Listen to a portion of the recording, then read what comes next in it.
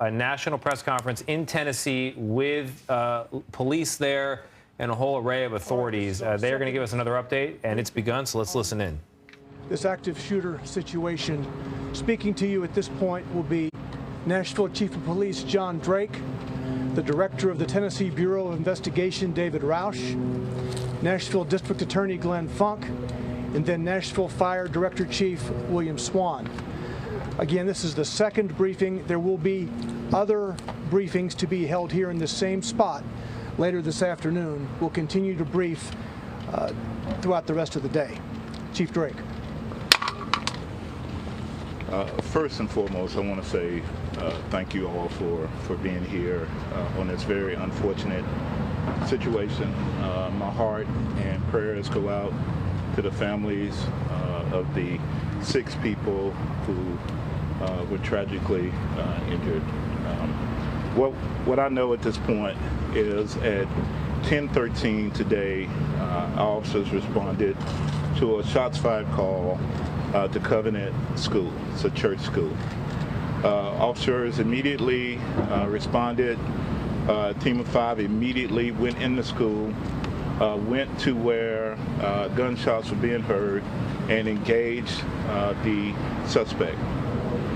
We have identified the suspect right now, tentatively a 28-year-old female white. We know the address of that person as well, and so we have some ongoing investigations as to that. We have 3 adult victims, and we have 3 children who have been identified and their families have been contacted. Right now, I will refrain from saying the ages, other than to say I was literally moved to tears to see this and the kids as they were being ushered out of the building.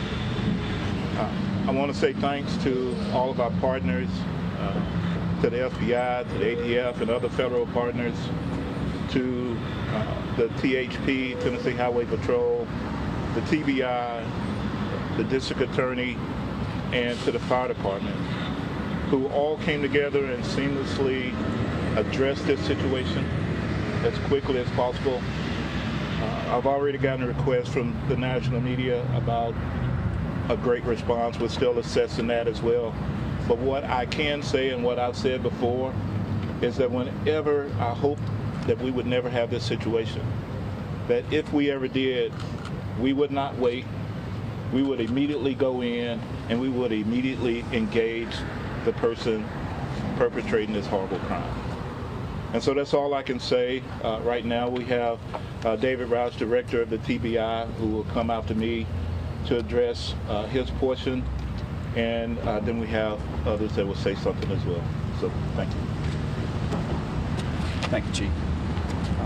Again, I want to echo what Chief has said in reference to the great support and the great teamwork that has been taking place here, and as well as sending our heartfelt prayers to the families, to this community of these victims. Now, I know there'll be people who want to criticize us for prayers, but that's the way we do that in the South, right? We believe in prayer, and we believe in the power of prayer, and so our prayers go out to these families.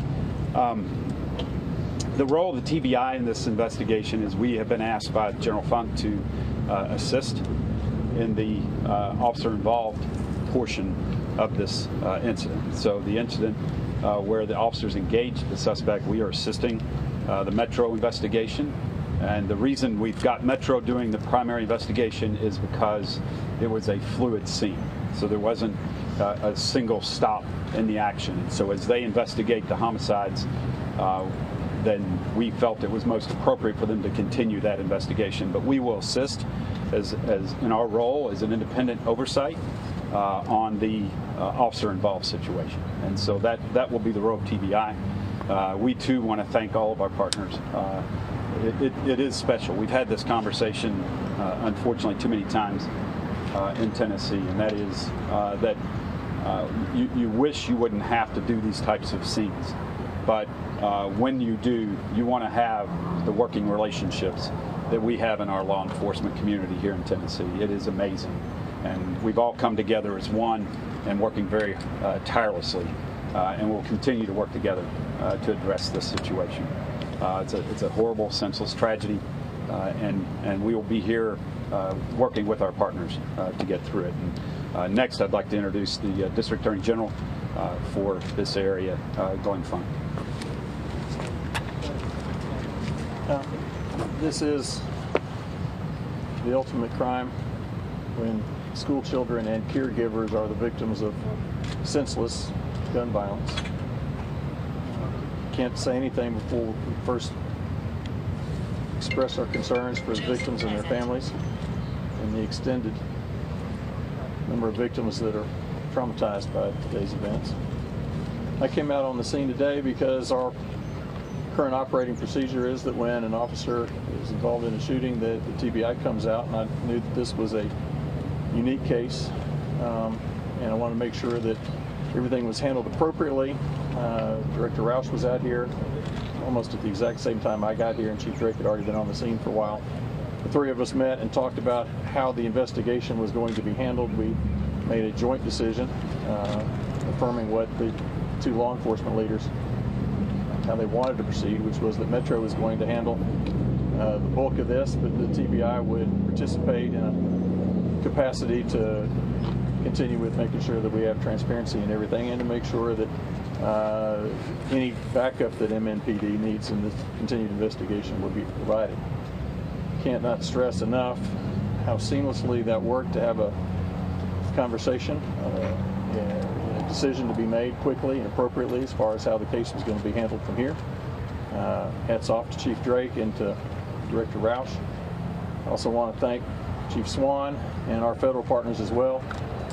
While I cannot comment about the ongoing nature of the investigation, I'm really impressed with the work that's being done by law enforcement. Yes, good afternoon. First, let me just say, as everyone else, what a tragic day here in Nashville. So our hearts and our prayers do go out to all the family members, and also the first responders that actually made this call. As always, the fire department and Office of Emergency Management, our job is to support, and we were here at the beginning and we'll be here to the end. We just ask that everyone, again, as it was said earlier about prayer, we ask for that. And the ongoing support that's needed from our standpoint is to give support in any area that's asked for on the scene. So again, we thank you, and from this point forward, we'll just continue on with our mission and try to bring some type of closure and resolution. Thank you. I anticipate there will be another briefing at or before 4 o'clock. We will entertain 2 or 3 questions at this moment before these gentlemen have to go back to the scene to continue their work. Chief, you identified, did you identify the shooter in this case yet? Yes, we have identified the suspect. It's a 28-year-old female white, actually a Nashvilleian, or lives in the Nashville area. We are having ongoing investigation as it pertains to her at this time. Located her place of where she lived? You have officers there? We have. There? Was she wearing body armor? Was she wearing body armor? I can't say that far into the investigation. I don't remember seeing it, but I can't say for certain if she had body armor on or not. Did she have any connection to the church? From my initial findings is that at one point she was a student at that school, but unsure what year, all of that. But that's what I've been told so far. Did she give any word on social media, or has her social media been examined at this point? The investigations are still going at this point. Our federal partners, our state partners, we're all looking into that to see exactly. This is still fluid at the time, but we're looking at everything. Did anybody pull the fire alarm? Do we know? Don't remember a fire alarm going out. I was told there were kids that evacuated into a wood line. They had the presence of mind to do that and to go to a fire hall. Once we arrived on scene, we had everyone moved to First Baptist Church, Woodmont. and that way we could get parents and children reunited, and then ultimately make the notification on the 3 kids. Do we know yet if the side door she entered in was locked or not? There was a door that was entered. All doors were locked to our understanding, and how exactly she got in at this point is still under investigation.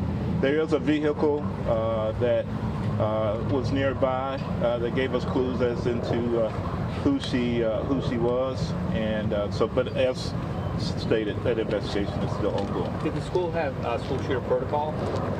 They did have protocol. To my understanding, we had, unfortunately, 3 kids that were tragically hurt. It could have been far, far worse.